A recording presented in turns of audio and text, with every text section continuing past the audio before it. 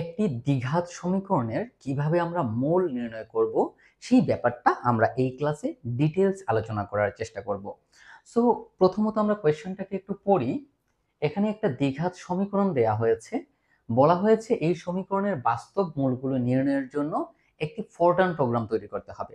অথবা এটা এভাবে আসতে পারে যে একটা দ্বিঘাত সমীকরণের সমাধানের প্রোগ্রাম লিখো যার বীজ মানেই হচ্ছে মূল, মূল মানেই হচ্ছে সমাধান, এগুলো বাস্তব এবং কাল্পনিক হবে। এখন প্রশ্ন হচ্ছে একটা দ্বিঘাত সমীকরণ কি, কোন শর্তে একটা দ্বিঘাত সমীকরণের মূলগুলো বাস্তব হয় এবং কোন শর্তে একটা দ্বিঘাত সমীকরণের মূলগুলো কাল্পনিক হয়, সেই বিষয়টাকে আগে একটু আমরা বুঝি। তো প্রাথমিকভাবে যদি আমি আপনাকে বলি, তাহলে a x square plus b x plus C equal to 0, এইটা হচ্ছে একটা দ্বিঘাত সমীকরণ। কেন দ্বিঘাত সমীকরণ? কারণ এখানে এক্স এর সর্বোচ্চ ঘাত হচ্ছে 2, এক্স এর সর্বোচ্চ ঘাত হচ্ছে 2। এখন এই যে দ্বিঘাত সমীকরণ, এই দ্বিঘাত সমীকরণের মধ্যে এখানে যদি এই পদটা যদি না থাকে, দেখেন এই পদটা যদি না থাকে তাহলে আমাদের সমীকরণটা হবে এরকম, তখন আমাদের সমীকরণটা হবে এরকম a x square plus C equal to 0। এটাও কিন্তু একটা দ্বিঘাত সমীকরণ, ডেফিনেটলি এটা একটা দ্বিঘাত সমীকরণ। এখন যদি এই অংশটা 0 হয় তাহলে আমাদের সমীকরণটা হবে bx plus C equal to 0। এবং এইটা হচ্ছে একটা সরল রেখার সমীকরণ। এটা কার সমীকরণ? এটা হচ্ছে একটা সরল রেখার সমীকরণ। এটা হচ্ছে একটা সরল রেখার সমীকরণ। ওকে, এখন প্রশ্ন হচ্ছে, যদি দেখেন এখানে এই যে আমরা একটা দ্বিঘাত সমীকরণ লিখলাম, এই দ্বিঘাত সমীকরণের মধ্যে এ বি সি এগুলো হচ্ছে বাস্তব সংখ্যা। এগুলা কি বাস্তব সংখ্যা, বাস্তব সংখ্যা, সেটা পজিটিভ হতে পারে বা নেগেটিভ হতে পারে, এগুলা বাস্তব সংখ্যা। এখন যদি এই সমীকরণে এই বাস্তব সংখ্যার মান 0 হয়ে যায়, অর্থাৎ যদি এ ইকুয়াল টু 0 হয়ে যায়, তখন এইটা আর দ্বিঘাত সমীকরণ থাকবে না, তখন এটা কি হয়ে যাবে, তখন একটা সরল রেখার সমীকরণ হয়ে যাবে এবং সরল রেখার একটাই সমাধান, মানে তখন এটা একটা সরল রেখার সমীকরণ হয়ে যাবে। কিন্তু আমাদের তো বলা হয়েছে যে দ্বিঘাত সমীকরণে বাস্তব মূলগুলো বের করতে হবে। এখন দেখেন একটা সমীকরণের যত ঘাত বিশিষ্ট হবে সেই সমীকরণের বা সেই সরল রেখার একটা সমীকরণের যত ঘাত বিশিষ্ট হবে তার সমাধান ততগুলা হবে। তাহলে এখানে যেহেতু এটা একটা দ্বিঘাত সমীকরণ, তার মানে এটার মূল হবে 2টা, মূল মানে হচ্ছে বীজ বা সমাধান 2টা হবে। কিন্তু যদি এ ইকুয়াল টু 0 হয়ে যায় তখন এটা একটা সরল রেখার সমীকরণ হয়ে যাবে, ঠিক আছে? তার মানে সরল রেখার সমীকরণ হওয়া যাবে না, তার মানে এ ইকুয়াল টু 0 হওয়া যাবে না। যদি এ ইকুয়াল টু 0 হয়ে যায় তখন এই প্রোগ্রামটা স্টপ হয়ে যাবে, কারণ তখন এটা দ্বিঘাত সমীকরণ থাকবে না। এটা হচ্ছে প্রথম বিষয়, ব্যাপারটা একটু বুঝবেন, আমি একটু পরে আরো ডিটেইলস এটাকে বোঝাবো। এখন দেখেন এই যে আমরা একটা দ্বিঘাত সমীকরণ লিখলাম, দেখেন এই যে আমরা একটা দ্বিঘাত সমীকরণ লিখলাম, এই দ্বিঘাত সমীকরণের মূল নির্ণয়ের সূত্রটা কি? দ্বিঘাত সমীকরণের মূল নির্ণয়ের সূত্রটা হচ্ছে minus B plus minus root over B square minus 4ac divided by 2a। এইটা হচ্ছে এই দ্বিঘাত সমীকরণের মূল নির্ণয়ের সূত্র। ফর এক্সাম্পল আমরা একটা দ্বিঘাত সমীকরণ লিখলাম 2x square plus 5x plus c equal to 0। এইটা একটা দ্বিঘাত সমীকরণ, কারণ এটার স্ট্রাকচার এই সমীকরণের মতো। এখন এই সমীকরণের মূল বের করতে হলে আমাদেরকে কি করতে হবে? এই ফর্মুলাটা অ্যাপ্লাই করতে হবে। আমরা অনেক সময়, এখানে আমি একটা মান নেই, এখানে আমরা অনেক সময় হচ্ছে আমরা এটাকে সাধারণত উৎপাদকে বিশ্লেষণ করে সমাধান করতে পারি, বাট যে সমীকরণগুলা উৎপাদকে বিশ্লেষণ করে সমাধান করা যায় না সেইগুলোকেই আসলে এই সূত্র প্রয়োগ করে সমাধান করতে হয়। এখন এই রুটের ভেতরে যে মানটা আছে, দেখেন এই রুটের ভিতরে কি আছে? বি স্কোয়ার মাইনাস 4ac, এইটাকে বলা হয় নিশ্চায়ক। কি বলা হয়? নিশ্চায়ক বলা হয়। এবং এই নিশ্চায়কের মানের উপর ডিপেন্ড করে এই সমীকরণের প্রকৃতি নির্ণয় করা হবে, যে এই সমীকরণের যে মূলগুলা হবে সেই মূলগুলোর প্রকৃতি আমরা নির্ণয় করব এই নিশ্চায়কের উপর ডিপেন্ড করে।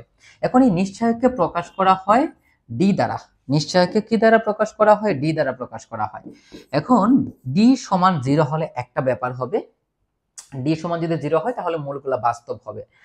ডি যদি গ্রেটার দেন 0 হয়, দেখেন ডি যদি ইকুয়াল টু 0 হয় তার মানে এই অংশটা যদি 0 হয়ে যায় তাহলে এই সমীকরণের মূল হবে মূলদ এবং বাস্তব, মূলদ এবং বাস্তব।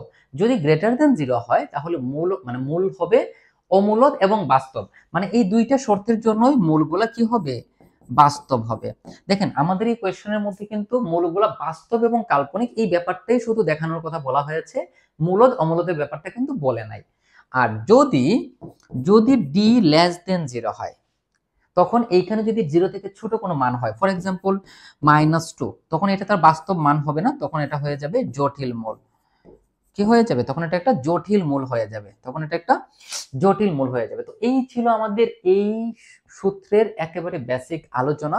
এখন চলুন আমরা এটাকে সমাধান করব। খুবই সহজ একটা বিষয়।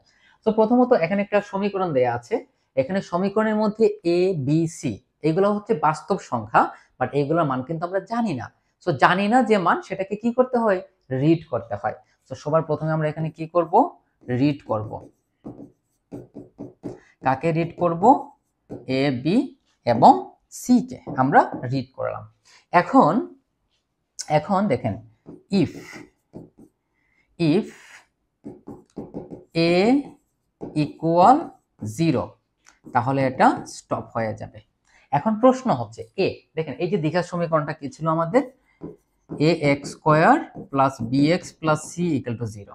এখন যদি এখানে a ইকুয়াল টু 0 হয়, তাহলে আমাদের সমীকরণটা হয়ে যাবে bx plus c equal to 0।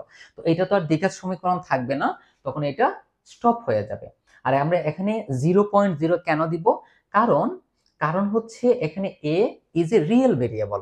দেখেন এখানে a b c এই সবগুলো হচ্ছে রিয়েল ভেরিয়েবল, সো এখানে শূন্যটাও রিয়েল ভেরিয়েবল হতে হবে। অর্থাৎ এই টোটাল সমস্যাটাকে আমরা বাস্তব চলকে নিয়ে কাজ করব, এই জন্য দশমিক দিতে হবে। ঠিক আছে, তারপর আমরা লিখবো ডি। ডিটা কি? ডিটা হচ্ছে নিশ্চায়ক। সো নিশ্চায়ক সমান কি ছিল আপনার মনে আছে? এই সমীকরণের নিশ্চায়ক হচ্ছে b² - 4ac, এটা হচ্ছে নিশ্চায়ক। নিশ্চায়কের সূত্রটা আমরা কি জানি? এই সমীকরণের নিশ্চায়ক হচ্ছে এইটা। সো ডি সমান কি? b² - 4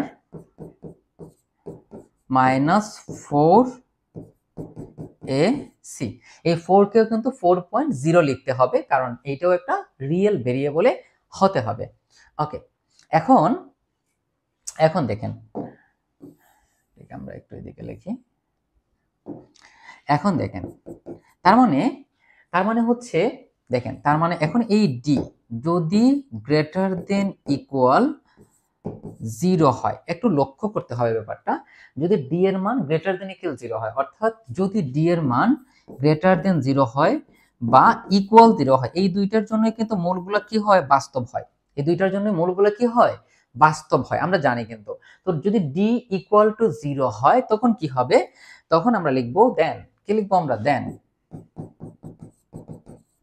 দেন এখন দেখেন এই যে দ্বিঘাত সমীকরণ, এই দ্বিঘাত সমীকরণে মূল কয়টা হবে? দুইটা মূল। সো মূল নির্ণয়ের সূত্রটা কি?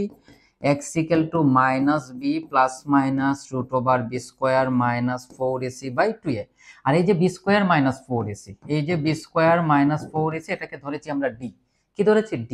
সো এটাকে আমরা দুইটা ভেরিয়েবল নিতে পারি। সো মনে করেন একটা মূল হচ্ছে x1 সমান হচ্ছে -b প্লাস √d/2a, আর একটা মূল হচ্ছে x2 সমান -b √d/2a।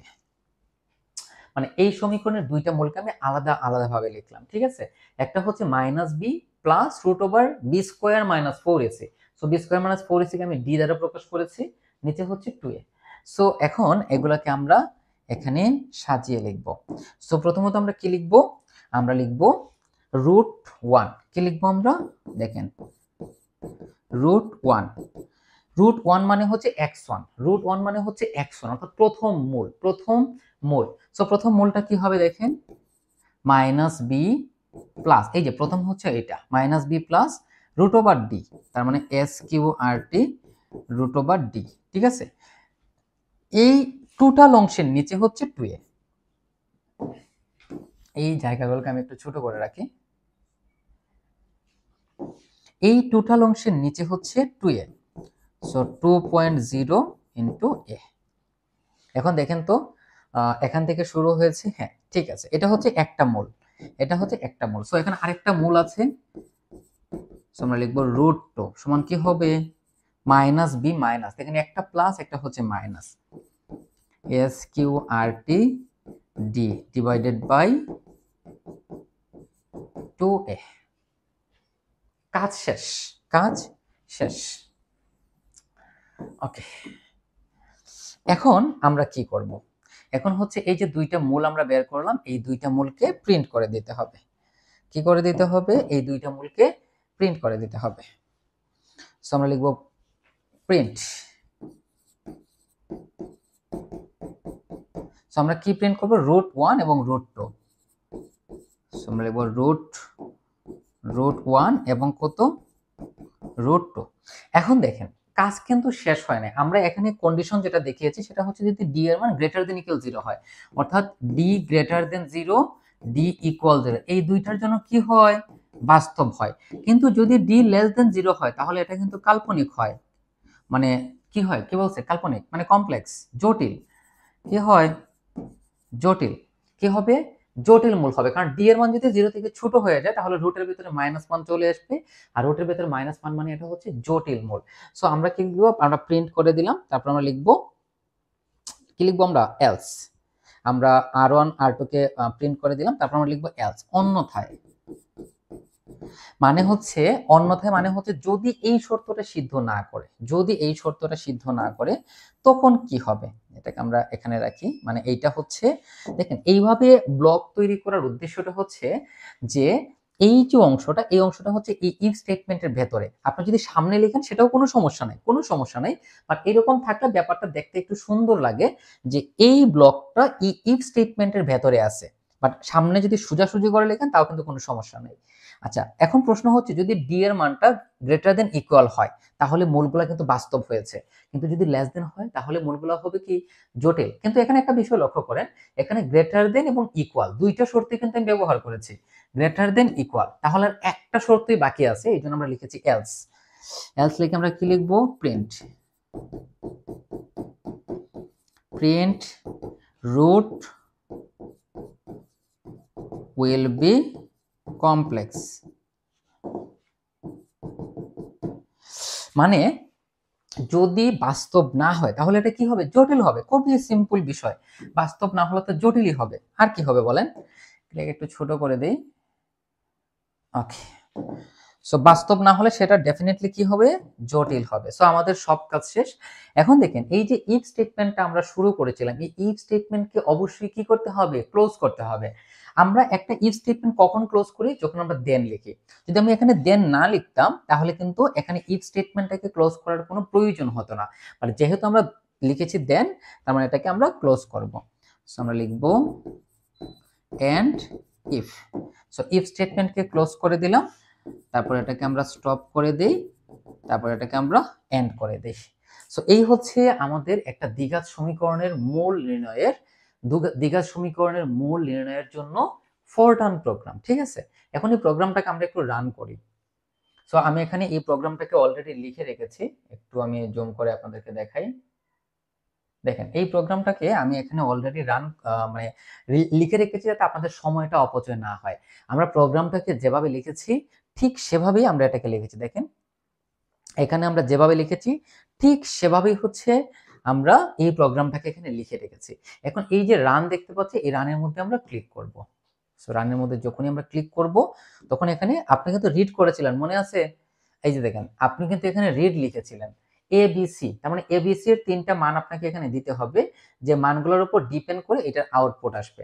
সো আমি এখানে এবিসি এর মান দিব, সো এখানে ক্লিক করলাম। সো আমরা ধরে নিলাম এ সমান হচ্ছে 1, এ সমান আমরা দিলাম 1, বি সমান আমি দিলাম মনে করেন 2। এই যে প্রথম যেটা দিব এটা হচ্ছে প্রথম যেটাকে আপনি রিড করেছেন এ, তার মানে এখানে এ এর মান দিলাম 1, বি এর মান দিলাম 2, স্পেস স্পেস দিয়ে দিয়ে মান দিবেন, সি এর মান দিলাম 3, দিয়ে জাস্ট এন্টারে প্রেস করে দিবেন। দেখেন কি বলেছে, রুট উইল বি কমপ্লেক্স। তার মানে যদি এ এর মান 1 হয়, বি এর মান 2 হয় এবং সি এর মান 3 হয় তাহলে মূলটা হবে জটিল। আমরা একটু দেখি যে এটা কি আসলে সত্য কিনা। সো আমরা এখানে লিখি, সো এ, সো এটা হবে এক্স স্কয়ার, একটু বড় করি। So X square plus B সমান হচ্ছে 2, সি সমান হচ্ছে 3, তার মানে 2x প্লাস 3 ইকুয়াল টু 0। এইটা হচ্ছে দ্বিঘাত সমীকরণ যদি আমি a সমান 1, b সমান 2 এবং c সমান 3 নেই। এখন এটা যদি আমি মূল নির্ণয় করি তাহলে দেখেন, আপনি জাস্ট দেখেন যে d মানে নিশ্চয়ক, এই নিশ্চয়কটা 0 থেকে বড় নাকি 0 নাকি 0 থেকে ছোট, এই দুইটার জন্য আপনার বাস্তব মূল দিবে, আর এইটার জন্য আপনি জটিল মূল পাবেন। কি পাবেন, জটিল মূল পাবেন।